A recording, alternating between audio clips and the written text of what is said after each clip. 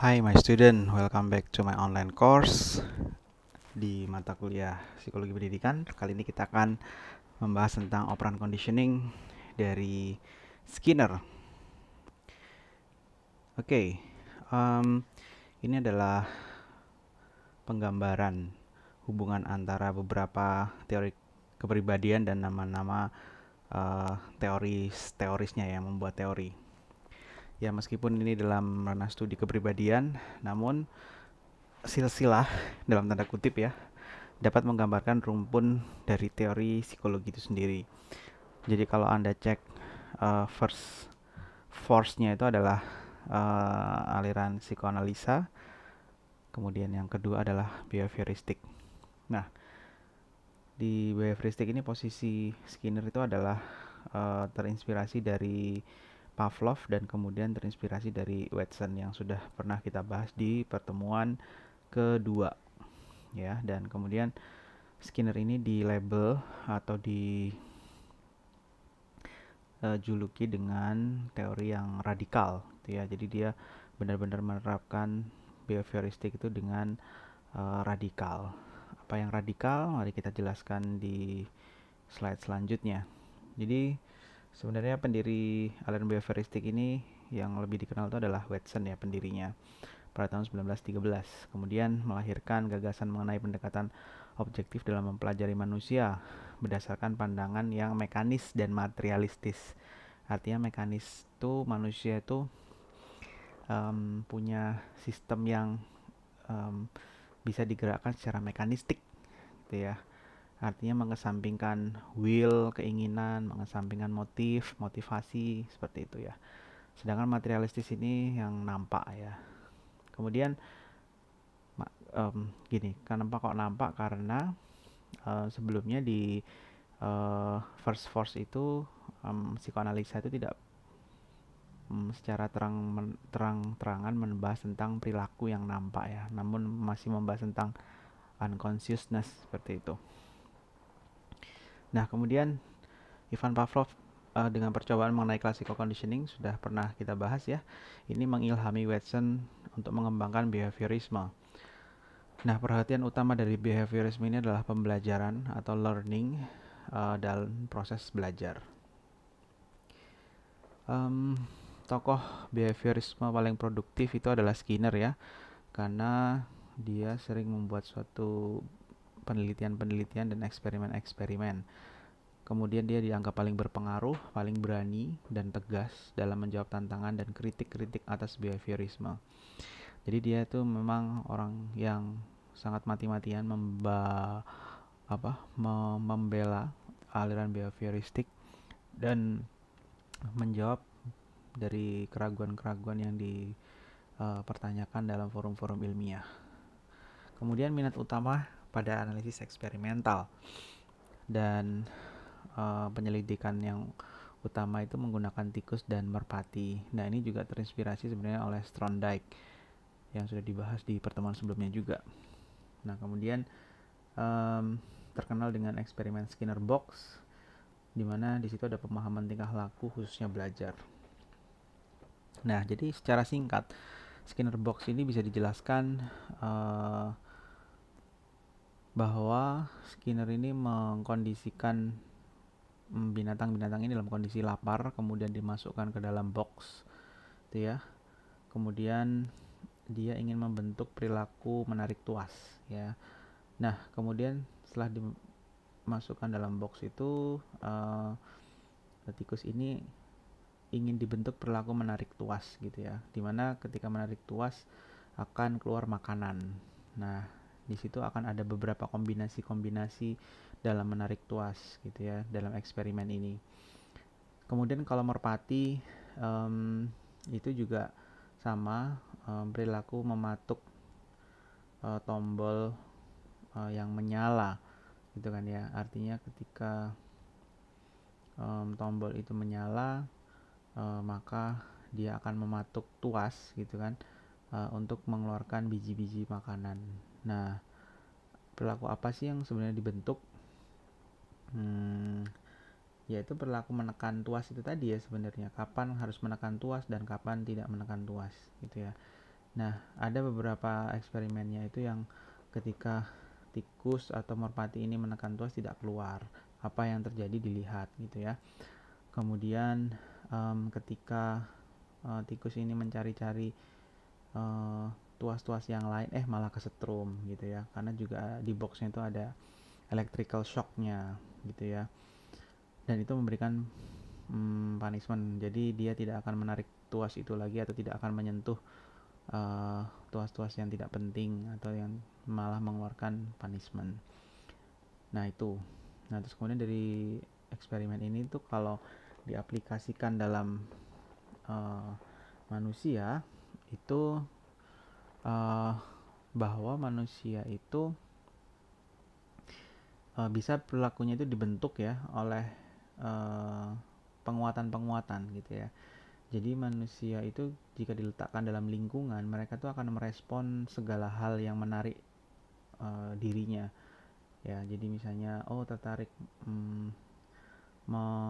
mengayuh sepeda misalnya seperti itu, atau belajar sepeda. Nah, ketika dia mengayuh, kemudian ada reinforcement dari lingkungan, misalnya mendapatkan pujian dari orang-orang sekitar, maka dia akan melanjutkan perilaku bersepeda itu. Ya, jadi akhirnya jika lama kelamaan reinforcement itu diberikan terus menerus oleh lingkungan, maka lama kelamaan perilaku itu akan terbentuk. Nah, dari hasil eksperimen Skinner Box ini memunculkan ketiga respon ya. Yang pertama adalah neutral operand, yaitu tanggapan dari lingkungan yang tidak meningkat atau menurunkan kemungkinan suatu perilaku diulang. Jadi ketika kita melakukan sesuatu atau kita merespon sesuatu tapi tidak ada respon dari lingkungan, maka ya udah nggak akan terjadi apa-apa gitu ya. Terus kemudian reinforcer, yaitu penguatan, yaitu tanggapan dari lingkungan yang meningkatkan kemungkinan terulangnya suatu perilaku.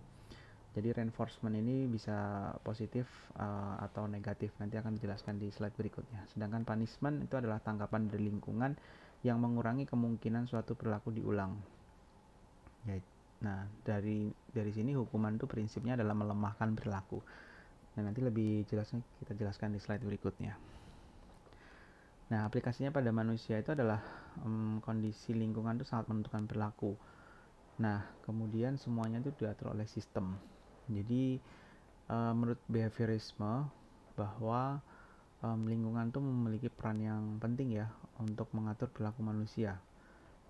Kemudian oleh karena itu, sebagai organisme manusia itu tidak dibekali oleh motif dan emosi. Ini menurut behaviorisme.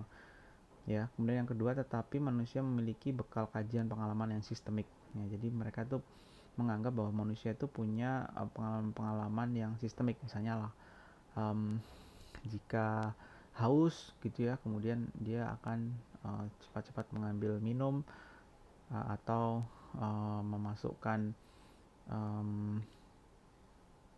uang ke dalam vending machine misalnya gitu. Nah, kemudian manusia tidak memiliki kekuasaan atau otoritas yang dominan. Jadi behavioristik ini juga mempercayai bahwa manusia itu tidak punya kekuasaan atau otonomi dalam dirinya ya untuk mengontrol dirinya. Jadi semua itu berdasarkan kontrol dari lingkungan. Ya, ini di sini memang agak bisa dikritik ya, artinya pada teori-teori lain itu dijelaskan bahwa memang manusia itu harusnya memiliki keinginan, memiliki motif untuk melakukan sesuatu, untuk menentukan tindakannya. Bahkan dalam belajar pun kita dalam teori yang mungkin sering kita dengar itu, manusia itu harus memiliki will, keinginan gitu kan ya. Nah, sedangkan di behavioristik itu menghilangkan aspek-aspek itu gitu kan ya, karena dia mempercayai bahwa lingkungan adalah salah satu faktor yang dominan untuk membentuk perilaku dan diperkuat gitu ya dengan menggunakan reinforcement. Nah, kemudian saya akan menjelaskan tentang reinforcement dan punishment dalam konteks operant conditioning. Jadi konsekuensi perilaku seperti yang saya jelaskan tadi, neutral operand itu ya, operand yang netral atau respon yang netral. Misalnya prinsipnya itu adalah konsekuensi dari perilaku yang pertama itu adalah sebuah konsekuensi netral tidak akan meningkat ataupun menurun terjadinya perilaku di masa yang akan datang. Jadi konsekuensi netral misalnya mendengar bunyi notifikasi handphone. Nah, kalau misalnya netral kan berarti tidak dilihat gitu kan ya. Nah, sehingga tidak akan meningkatkan atau menurunkan perilaku itu di masa yang akan datang kalau misalnya tidak melihat. Tapi kalau misalnya direspon dengan melihat, nah itu nanti akan beragam gitu ya. Apakah akan meningkat atau menurun di kemudian hari. Misalnya ketika lihat notifikasi, oh ternyata ada notifikasi yang kalian tunggu-tunggu misalnya gitu. Atau ketika membuka notifikasi handphone ternyata notifikasinya itu hanya iklan atau hanya promosi gitu ya, atau hanya penipuan misalnya gitu. Nah itu tidak akan ke depan itu tidak akan meningkatkan perilaku membuka handphone itu tadi gitu ya, ketika mendengar bunyi notifikasi handphone. Nah ini konsep yang pertama. Kemudian yang kedua adalah reinforcement. Nah reinforcement ini memperkuat atau meningkatkan kemungkinan terjadinya respon di masa yang akan datang. Nah misalnya perilaku memasukkan mainan ke dalam kotak, kemudian atau membereskan ya pada anak gitu ya, kemudian diberi permen setiap berhasil melakukan hal tersebut ya, kemudian perilaku terbentuk. Nah respon semakin mungkin terjadi keesokan harinya ataupun di masa-masa yang akan datang. Jadi sebuah stimulus adalah sebuah reinforcement ya. Stimulus yang dimaksud di sini adalah permen tadi. Ya, ketika perilaku ini memperkuat perilaku sebelumnya, baik itu yang menyenangkan atau tidak menyenangkan bagi yang bersangkutan atau sebaliknya. Gitu ya. Nah, kemudian yang ketiga itu adalah punishment. Nah, ini memperlemah respon tertentu atau mengurangi kemungkinan respon tersebut muncul di masa yang akan datang. Nah, setiap stimulus yang tidak menyenangkan ini dapat menjadi hukuman. Misalnya, ada laki-laki yang menjalin relasi dengan perempuan, kemudian perempuan mengatakan nggak mau gitu ya menjalankan relasi ini, kemudian laki-laki ini mundur dan tidak mau mendekati lagi. Nah respon semakin tidak mungkin terjadi gitu kan ya untuk di masa yang akan datang ya, meskipun memang ada probabilitas tapi itu sedikit sekali. Nah jadi kesimpulannya adalah sebuah stimulus adalah sebuah punishment ya, ketika perilaku ini memperlemah atau perilaku sebelumnya, baik itu menyenangkan atau tidak menyenangkan ya. Nah di sini terdapat perbedaan ya antara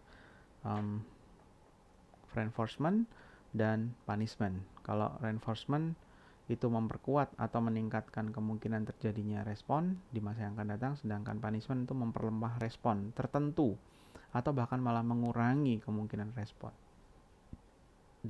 yang muncul di masa yang akan datang.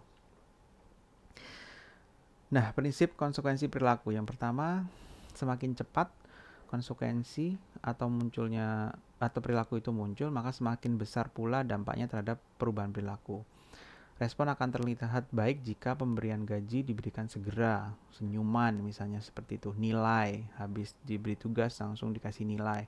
Nah, itu akan memperbesar dampaknya terhadap perubahan perilaku, ya. Misalnya diberi tugas kemudian segera dinilai, itu akan membentuk perilaku rajin gitu ya, mengerjakan tugas karena memang mendapatkan konsekuensi itu tadi, nilai itu tadi gitu. Kalau gaji ya mungkin lebih rajin gitu ya dalam bekerja. Nah kemudian yang kedua adalah semakin lambat atau ada delay atau ada jeda dari konsekuensi tersebut atau perilaku itu muncul, nah hubungan antara respon yang diharapkan ataupun tidak diharapkan tidak akan terbentuk gitu ya. Contoh, dijanjikan dibelikan sepeda saat nilai bagus tapi ditunda, maka anak ini tidak akan termotivasi belajar. Nah karena di situ ada delay yang mungkin sudah dijanjikan tapi tidak jadi. Mungkin kalian juga pernah merasakan hal ini gitu ya, saya pun juga pernah. Nah ini akan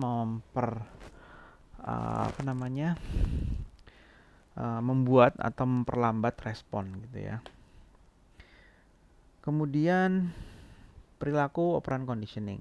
Jadi setiap respon yang diikuti oleh stimulus penguat dan selalu diulang-ulang, stimulus penguat itu adalah segala sesuatu yang dapat meningkatkan dimunculkan respon operan. Ya, seperti yang saya jelaskan tadi, misalnya ingin membentuk respon membereskan gitu ya. Tiba-tiba anak punya inisiatif membereskan mainan gitu kan ya. Mungkin sebelumnya setelah dikasih tahu gitu ya, bahkan sebelumnya itu tidak dijanjikan apa-apa gitu kan ya. Jadi kalau ingin membentuk perilaku itu jangan dijanjikan dulu, tapi dijelaskan dulu. Kamu kalau habis main gitu ya, dibereskan supaya lebih rapi, mainanmu tidak akan hilang. Dijelaskan manfaatnya kenapa kok harus membereskan mainannya gitu ya. Nah ternyata dia tidak nurut misalnya, atau tidak mengikuti arahan itu. Nah kemudian suatu hari ketika kita bersama-sama membersihkan atau membereskan mainan itu dengan anak, dan dia mau mengerjakan, nah itu diperkuat perilakunya dengan diberikan permen gitu kan ya, ataupun apalah yang membuat yang membuat dia senang gitu ya. Nah stimulus memberi permen ini adalah sebagai penguat supaya memunculkan respon di kemudian hari, yaitu membereskan mainan kayak gitu. Nah di sini itu terbentuk menjadi dua ya stimulusnya, itu ada punishment dan ada reinforcement. Sekarang kita akan bicarakan reinforcement terlebih dahulu ya. Jadi reinforcement ini adalah konsekuensi yang dapat meningkatkan atau menguatkan respon. Nah, reinforcement ini muncul ketika hasil atau tujuan dapat meningkatkan respon atau perilaku. Sifatnya sebagai penguat munculnya perilaku atau sebagai kontrol dari perilaku. Nah, untuk mengetahui apakah situasi atau reinforcer tersebut menguatkan, peneliti harus menyesuaikan dengan respon dan observasi rata-rata peningkatan setelah reinforcer tadi diberikan. Jadi ada perubahan atau tidak. Nah kalau misalnya tidak ada perubahan, ya stop reinforcernya. Mungkin salah reinforcer. Misalnya kayak tadi membereskan mainan, dikasih buku. Nah berarti reinforcernya nggak cocok ya gitu ya untuk anak-anak ya. Kayak gitu. Nah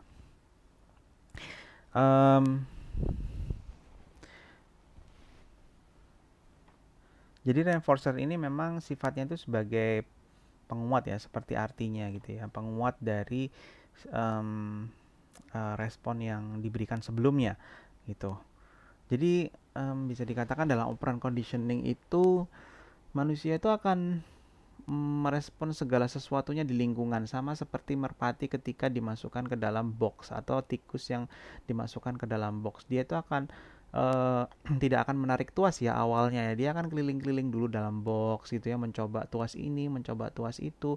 Oh ternyata mencoba tuas ini nggak ada respon, berarti kan tidak ada reinforcer gitu ya. Kemudian narik tuas ini, oh ternyata ada reinforcementnya, apa yaitu ada keluar makanan gitu kan ya. Sehingga kemungkinan besar perilaku itu akan muncul di kemudian hari gitu kan ya, ataupun di setelahnya, karena itu ada reinforcernya itu berupa makanan gitu.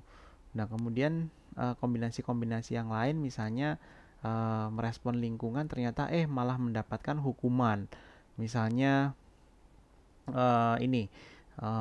main bola, kemudian nendang bola sampai ngawur gitu ya, kemudian kena kaca rumah orang, kemudian dapat hukuman dari situ. Nah mungkin kemudian hari si anak ini tidak akan menendang bola secara random misalnya gitu ya, ataupun ngawur lah. Dia akan mengontrol atau mengarahkan bolanya itu ke arah-arah yang tidak berbahaya bagi dirinya gitu kan ya, seperti yang dia lakukan sebelumnya. Nah itu. Kemudian prinsip reinforcement. Yang pertama adalah sesuatu yang diberikan sebagai reinforcer pada suatu waktu itu tidak dapat difungsikan sebagai reinforcer di saat yang lain. Ya, jadi tidak bisa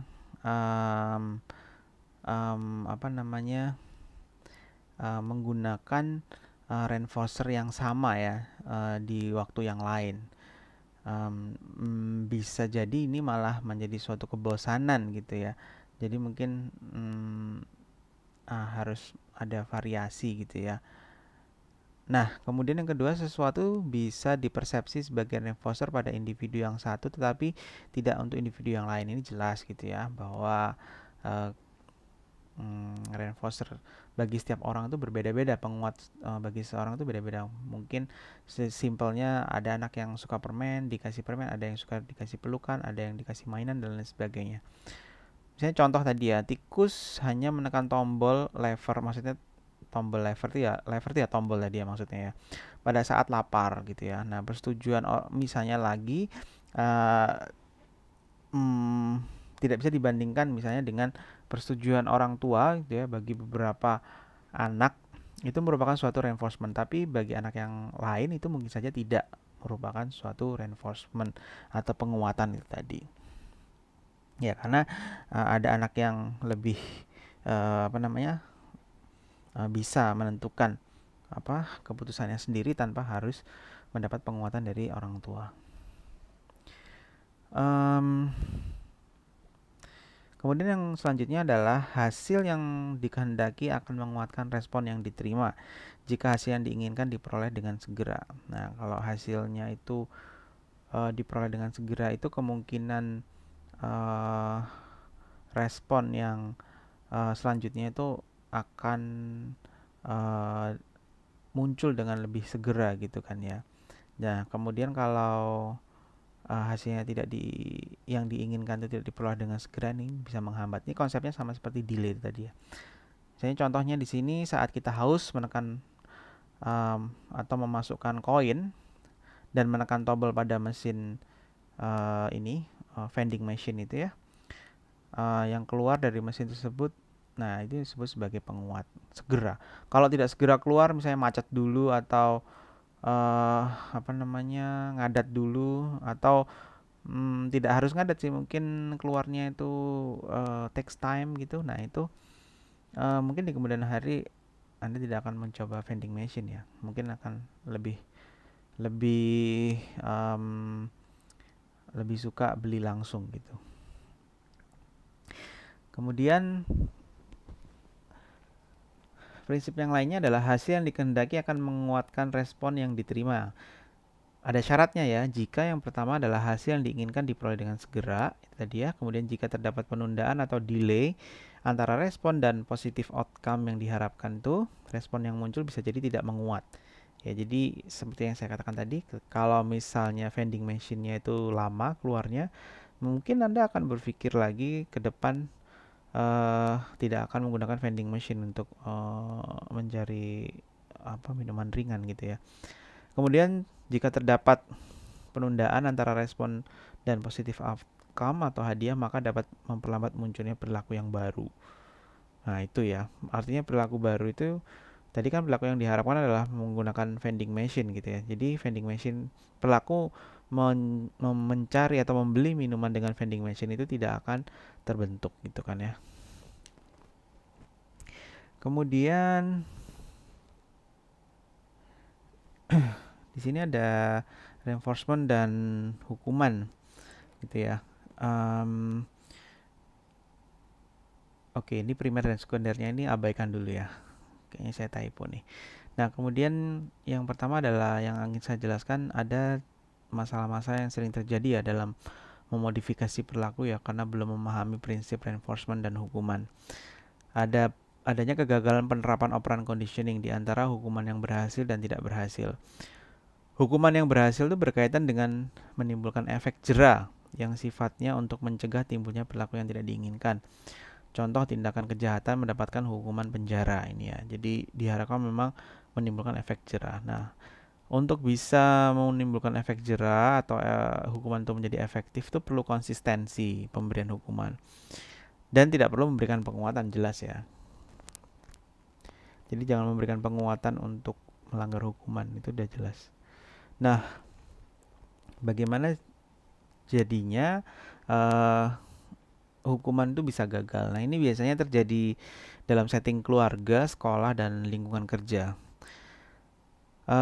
Hukuman yang gagal itu bisa terjadi ketika orang seringkali memberikan hukuman itu dengan tidak tepat atau tanpa pertimbangan. Ya, artinya tidak ada pertimbangan yang matang ya dalam memberikan hukuman gitu ya, tidak dipikir hukuman yang tepat mungkin, dan hukuman itu apakah memang memiliki efek jera atau tidak. Itu yang pertama. Kemudian yang kedua, penerima hukuman seringkali merespon dengan kecemasan, rasa takut, dan rasa marah.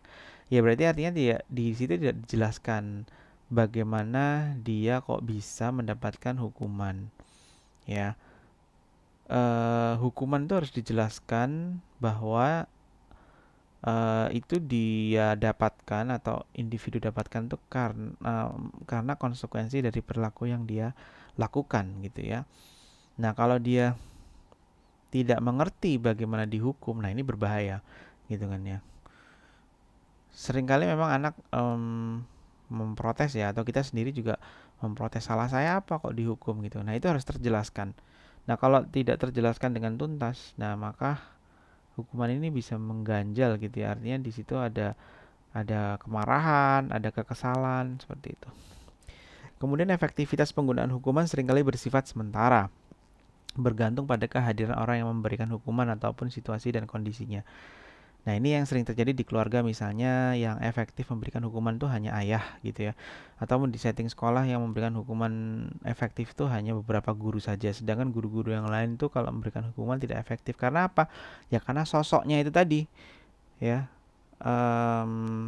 Kalau misalnya sama guru ini dibolehin, kalau sama guru yang itu nggak dibolehin, sehingga nggak efektif hukumannya ya. Nah, ini kalau di keluarga terjadi, kalau sama ibu boleh, sama ayah tidak boleh, atau misalnya ibu bapak tidak memperbolehkan, tapi di situ ada nenek yang merusak hukuman, pembiasaan itu, ya akhirnya anak menjadi tidak uh, perilakunya menjadi tidak terbentuk lagi gitu ya, atau rusak hukuman itu tadi. Kemudian kebanyakan perilaku yang tidak tepat tidak dapat dihukum dengan segera, kan ya. Jadi kesegeraan itu kadang-kadang tidak langsung diterapkan hukuman itu sehingga menjadi gagal. Kemudian hukuman seringkali mengandung sedikit sekali informasi. Seperti yang saya jelaskan tadi, hukuman harus jelas ya. Kemudian perilaku yang ditujukan untuk menghukum malah mungkin dianggap sebagai reinforcement karena hal ini memberikan perhatian. Jangan-jangan hukuman yang diberikan oleh otoritas atau guru atau orang tua itu malah memberikan penguatan bagi individu itu. Uh, di mana hukumannya itu malah membuat dia itu menjadi pusat perhatian. Misalnya di kelas ada yang dihukum, di strap gitu, dia malah senang karena menjadi pusat perhatian. Nah, ini nggak tepat berarti hukumannya. Ya, jadi guru orang tua juga harus tahu nih maksud anak ini melanggar itu apa sih motivasinya gitu kan ya. Atau apa sih alasannya kenapa kok dia melanggar ya. Nah, itu juga harus dicari tahu gitu ya. Jadi nggak serta-merta langsung menghukum. Selanjutnya adalah hukuman yang efektif tuh terjadi apabila tidak menggunakan atau menyebabkan siksaan fisik ya. Contohnya adalah metode strap, menghilangkan sejumlah keleluasaan yang biasa dimiliki anak, dan ini merupakan hukuman negatif dan bukan memukul. Nah, strap ini memang terkadang iya bisa jadi menyiksa dalam tanda kutip ya, ya tapi tidak memberikan rasa sakit gitu ya pada anak. Nah, ini merupakan contoh hukuman ya di dalam dunia pendidikan. Hukuman harus disertai dengan informasi mengenai perilaku apa yang tepat dan seharusnya muncul. Nah, itu ya. Jadi harus ada harapan bahwa kamu itu dihukum agar kamu tidak melakukan ini. Harapannya kamu melakukan hal ini gitu ya. Sehingga kamu tidak akan dihukum. Harapannya kamu tidak datang telat masuk sekolah gitu kan ya. Karena kamu telat masuk sekolah, kamu harus saya hukum berdiri menghormati bendera merah putih dalam waktu 30 menit misalnya, seperti itu. Nah, kemudian saya berharap kamu besok tidak telat lagi sehingga kamu tidak dihukum. Nah, itu harus jelas. Kemudian hukuman harus diikuti dengan reinforcement untuk perilaku yang diharapkan. Nah, itu tadi ya. Jadi ketika perilaku yang diharapkan itu sudah dia munculkan, ya kita kasih reinforcement gitu ya. Jangan malah dibiarkan saja, supaya di kemudian hari dia akan tetap munculkan perilaku itu. Jadi kalau misalnya udah nggak telat, ya udah dikasih reinforcement, misalnya pujian atau ya apapun lah gitu kan ya. Selanjutnya, alternatif penerapan hukuman, yaitu memodifikasi extinction. Ya, extinction ini kan penghilangan ya. Kemarin kita juga udah tahu prinsip extinction. Jadi menghilangkan respon yang tidak dikehendaki dengan memberikan reinforcement pada perilaku alternatif yang muncul. Jadi misalnya di sini adalah orang tua mempunyai anak kecanduan video game. Nah, caranya itu memberikan kesempatan pada anak untuk melihat video sesekali saja. Kemudian memberikan pujian saat anak itu melakukan hal lain selain main video game, misalnya membaca ataupun bermain dengan temannya. Nah, kalau diaplikasikan di sekarang untuk anak-anak, ya game mobile game itu ya di handphone ya, atau memainkan gadget, tapi sebenarnya kan ya sama aja, itu hanya berpindah dari video game ke handphone ya, dari konsol ke handphone. Nah, di situ dia mungkin mulai kecanduan ya. Nah, itu diberikan kesempatan hanya sesekali saja ya, tidak selalu gitu kan. Kemudian kalau misalnya dia diberikan alternatif bermain selain video game dan dia merespon, nah itu kita beri penguatan gitu ya, supaya dia memang punya alternatif lain selain bermain video game atau bermain gadget tadi. Nah, seringkali memang orang tua kayak akhirnya membuat lazim gitu ya, atau mau menjadikan hal itu sebagai hal yang wajar. Ya, anak zaman sekarang kalau nggak main handphone itu gimana gitu kan ya. Dia pasti nanti akan ketinggalan sama teman-temannya ya. Iya, bukan masalah ketinggalannya, tapi lebih pada kecanduannya yang harus dibenerin ya. Boleh-boleh aja, memang nggak ada larangan anak tuh mengakses gadget gitu ya, tapi ada batasannya. Nah, batasannya ini yang harus kita tegaskan gitu ya. Nah, dengan cara, nah itu tadi orang tua harusnya ya memberikan alternatif bermain yang lain gitu kan ya, karena seringkali malah orang tua juga main gadget gitu kan ya, berkaca ke diri sendiri aja gitu ya, memberikan contoh apa enggak gitu kan ke anaknya. Tapi memberikan contoh ini masuk ke teori yang lain ya. Di sini tidak ada bahasan tentang role model. Karena role model itu masuk ke teorinya Bandura. Ya, itu ranah yang lain. Tapi dalam teori behavioristik itu tadi sebenarnya yang ingin dihilangkan adalah kecanduannya, yaitu memberikan alternatif bermain yang lain. Jadi orang tua harus memprovide atau menyediakan permainan lain ya selain bermain gadget. Jadi mungkin di jadwal gitu ya, supaya si anak ini tidak kecanduan. Dan ketika bermain yang lain itu juga jangan didiemin aja, tapi diberikan reinforcement ya. Ketika dia berhasil meninggalkan handphone dan bermain lari-lari atau bersepeda atau main yang lain yang lebih ke physically, misalnya Lego, menggambar dan segala macam, itu dikasih penguatan. Oh, bagus gitu kan ya, sehingga lama kelamaan ya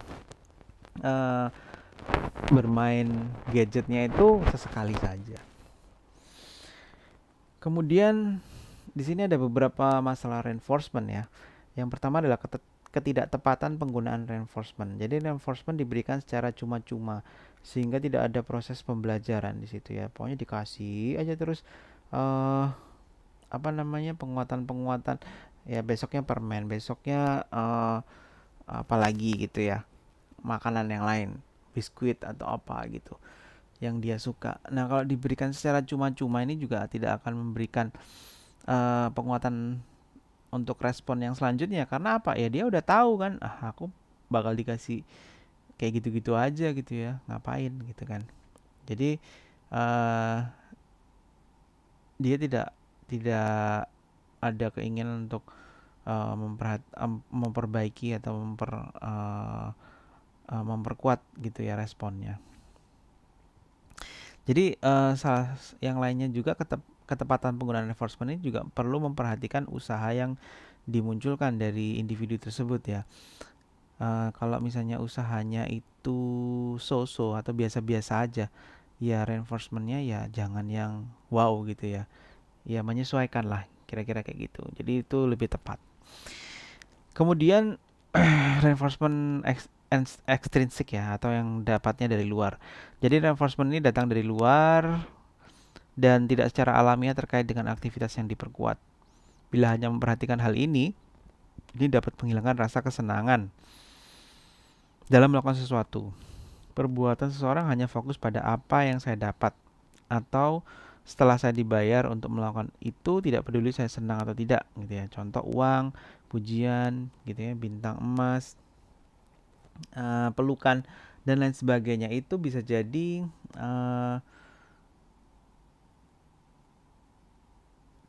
tidak memunculkan perilaku yang alamiah, gitu kan ya. Atau tidak secara alamiah itu ya, terkait dengan aktivitas yang diharapkan, gitu ya. Jadi misalnya, oke, kalau kamu berhasil aku beliin sesuatu.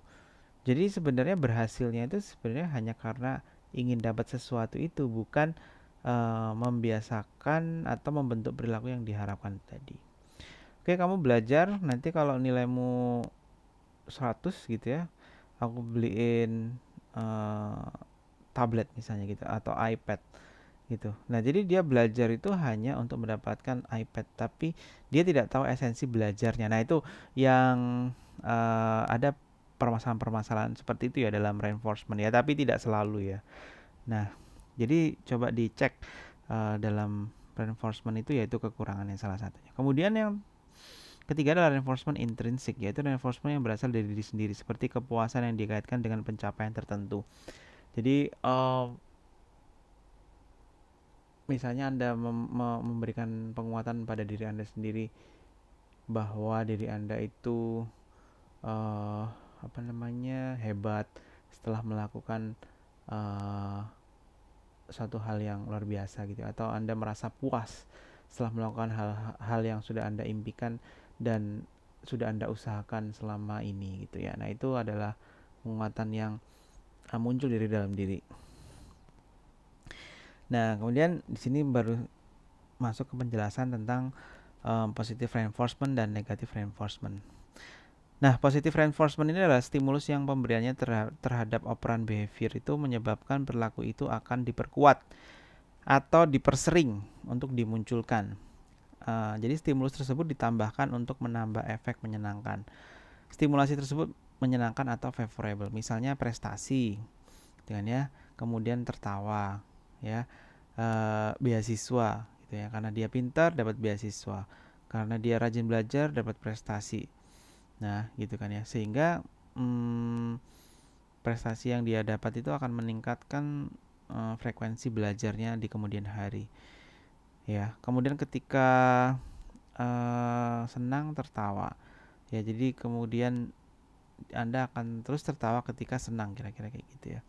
Promosi, ketika Anda rajin dapat promosi, gitu ya. Sehingga Anda akan terus berusaha gitu kan, mencapai level tertinggi dalam suatu pekerjaan. Pujian, ini lebih banyak lagi, banyak perilaku-perilaku yang bisa kita puji gitu ya, sehingga next itu juga akan muncul lagi. Nah, ini contoh-contoh yang menyenangkan ya, prestasi, tertawa, beasiswa, promosi, pujian, perhatian, sepeda baru. Pokoknya ini hal-hal yang menyenangkan yang tujuannya itu adalah untuk memperkuat atau mempersering dari perilaku yang diharapkan. And then negative reinforcement.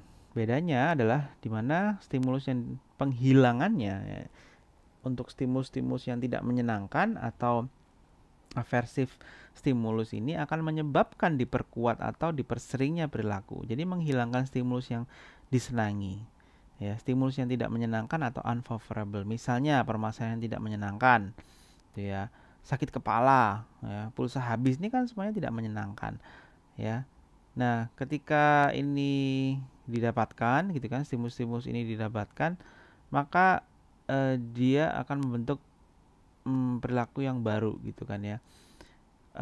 Sakit kepala karena apa? Misalnya berpikir terlalu keras, gitu ya, misalnya. Atau apa ya? Pulsa habis deh. Itu misalnya karena penggunaan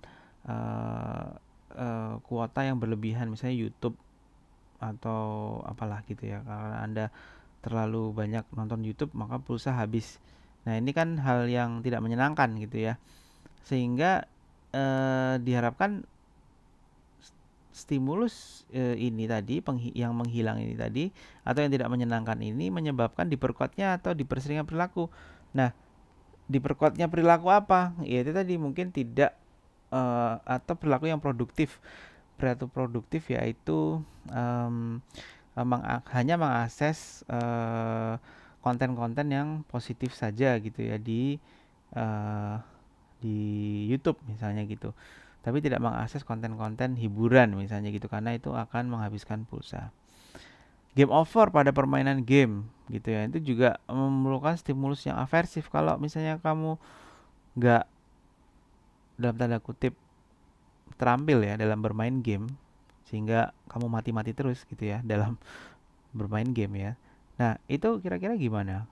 Kamu akan main game lagi nggak gitu ya? Kan enggak kan gitu kan ya. Nah, sehingga pengembang game itu juga berpikir ya, kalau gamenya terlalu mudah ya sama aja reinforcementnya hanya diberi cuma-cuma kan gitu ya. Tapi kalau gamenya terlalu sulit itu reinforcementnya juga sulit didapat. Nah, itu juga akan ditinggalkan juga gitu ya. Jadi memang harus seimbang gitu kan ya.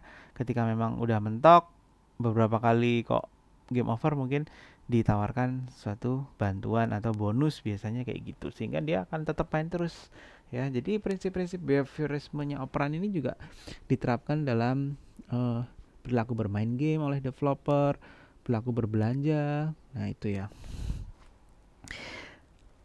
Anak menangis. Nah, ini kan stimulus yang tidak menyenangkan bagi seorang orang tua gitu ya, sehingga perilaku yang diharapkan itu atau yang ingin ditingkatkan adalah menggendong anak gitu kan ya.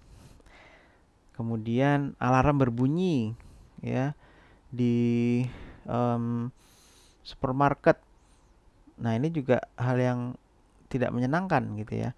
Atau mungkin lebih tepatnya alarm bangun tidur ya yang paling gampang contohnya. Nah, itu kan sebenarnya adalah reinforcement negatif. Tujuannya untuk apa? Ya, meningkatkan perilaku bangun pagi gitu kan ya.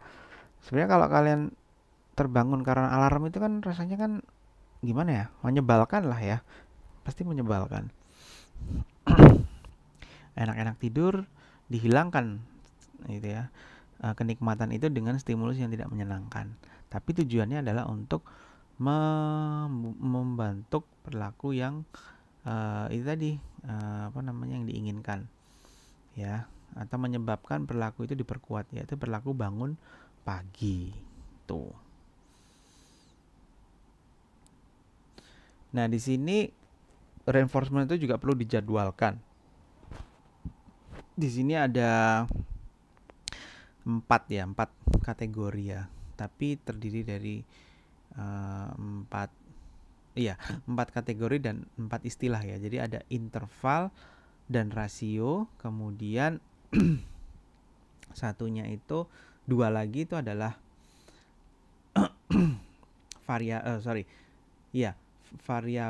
fixed interval ya. Jadi fix berlawan dengan variabel, kemudian interval berlawanan dengan rasio. Nah, kemudian ketika dikombinasikan yang pertama adalah fixed interval reinforcement schedule.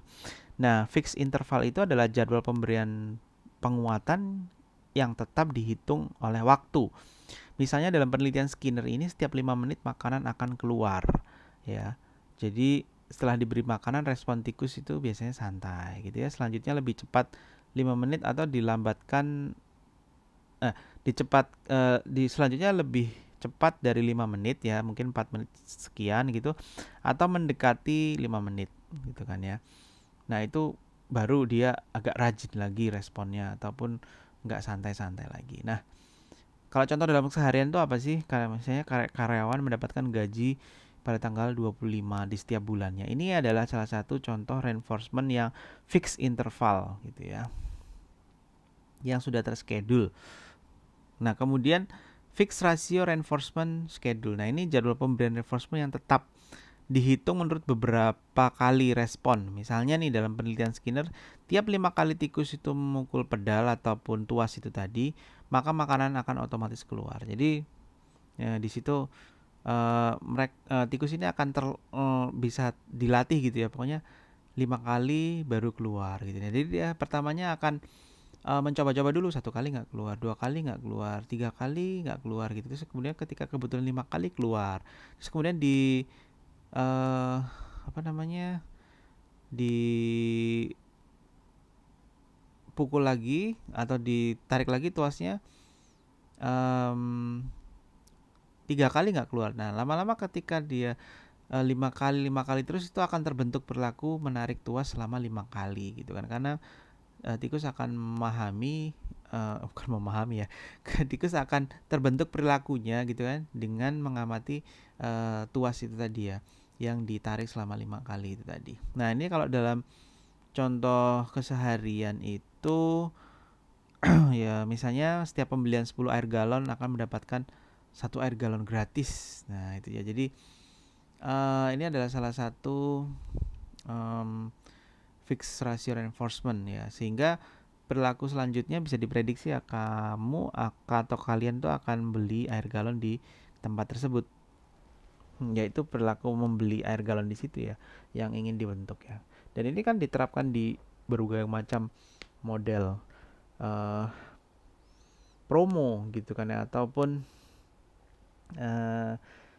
ya promo di marketplace ataupun di mana aja sih, di restoran atau di produk-produk apapun, itu seringkali menggunakan skema-skema fixed ratio reinforcement schedule ini.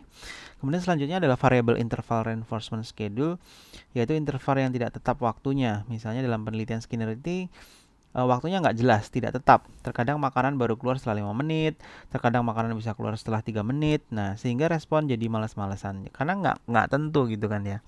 Nah, ini contohnya dalam keseharian tuh atasan yang memeriksa kinerja karyawan, terkadang sebulan sekali, 5 bulan sekali, dan seterusnya. Itu ya jadi males ya, karena karyawan nggak nggak pasti kapan harus dicek pekerjaannya gitu. Sama sebenarnya seperti dosen ketika memberikan tugas, kemudian ngasih feedbacknya tuh kadang iya, kadang enggak, ataupun kadang setelah 3 minggu, kadang setelah 1 minggu, kadang besoknya juga udah di feedback. Nah, itu juga bisa memunculkan perilaku malas-malesan ya. Kemudian ada variable ratio reinforcement schedule, yaitu rasio yang tidak tetap. Misalnya dalam penelitian Skinner ini tidak jelas berapa kali ketukan ataupun tuas itu maka makanan akan keluar. Jadi nggak pasti ya, kadang 1 kali, 2 kali, kadang 5 kali gitu kan ya. Nah, contoh dalam keseharian adalah bermain lotre. Nah, bermain lotre ini misalnya sekali tarik gitu kan ya, untuk bisa dapat uang kalau angkanya 555 misalnya gitu. Nah, itu kan ya.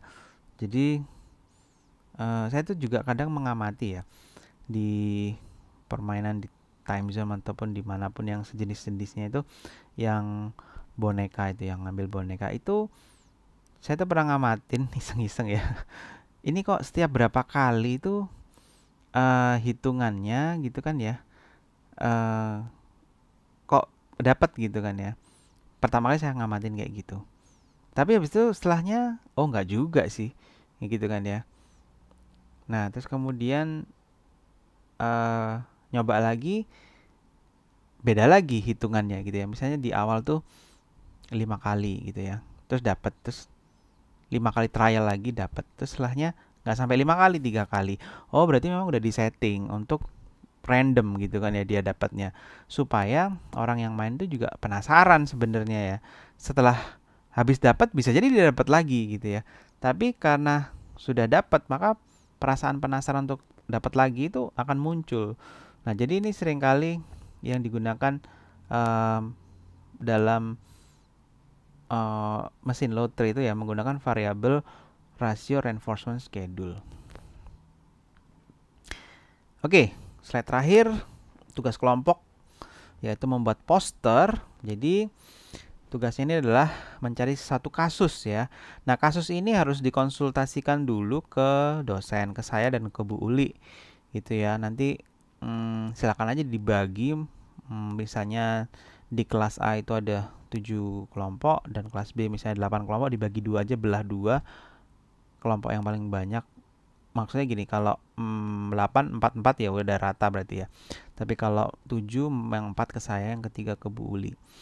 Nah, itulah kasus ya. Nah, kasus ini harus dikonsultasikan dulu atau mendapatkan ACC dari dosen. Nah, kalau sudah di ACC, gunakan atau pecahkan kasus itu dengan prinsip-prinsip reinforcement positif, reinforcement negatif, atau punishment. Seperti yang sudah saya jelaskan sebelumnya. Nah itu ya, jadi kasusnya ini bisa permasalahan-permasalahan modifikasi perilaku biasanya ya. Jadi bagaimana memodifikasi perilaku atau merubah perilaku seseorang menggunakan prinsip-prinsip reinforcement positif, negatif, dan punishment.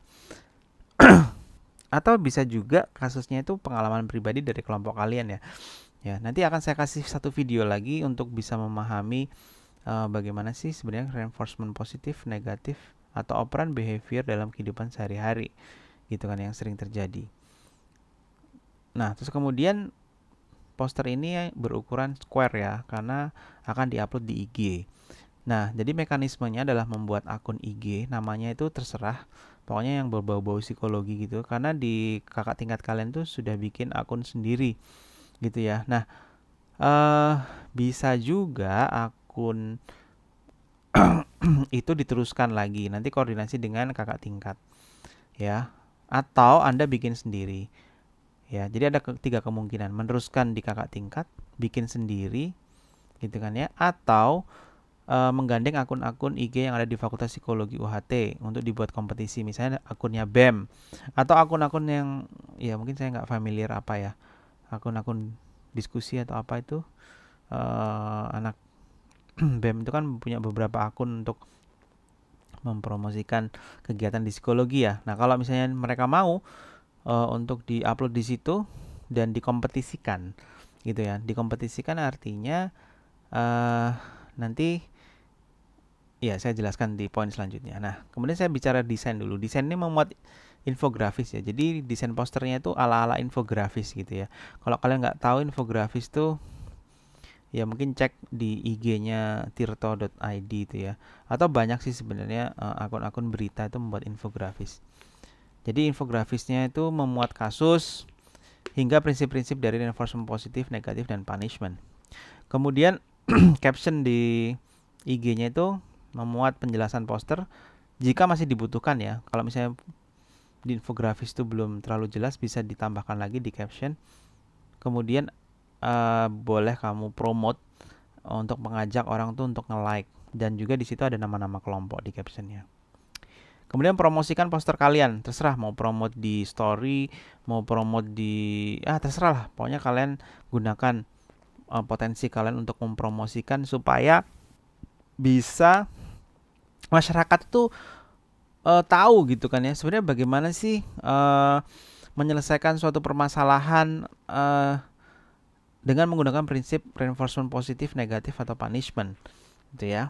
Dan ini banyak sekali sih sebenarnya kan di dunia keluarga, bisa manfaatnya untuk keluarga, untuk siswa misalnya kayak itu, untuk guru. Nah itu kan, sehingga kalau misalnya kalian bisa sampai mempromot mereka dan mereka senang dengan informasi yang Anda berikan, nah itu pasti mereka nggak akan segan yang ngasih like. Jadi sebenarnya tujuan poster ini tuh adalah salah satunya ya mental health promotion ya, atau psychology promotion gitu ya, mempromosikan psikologi ke masyarakat. Oh ya, kemudian kompetisinya itu adalah mendapatkan like terbanyak ya. Jadi ini simple aja kompetisinya. Nah, like terbanyak ini akan dapat reward menarik ya dari kami, saya dan Bu Uli aja. Nanti akan diumumkan di akhir perkuliahan. Jadi nanti cek aja di Classroom kapan perkumpulan terakhirnya. Nah, jangan lupa juga di infografis itu jika si logonya Fakultas Psikologi ya, supaya itu menjadi identitas gitu ya. Oke, itu saja. Selamat berdiskusi, selamat belajar, dan kita ketemu di diskusi di grup ya.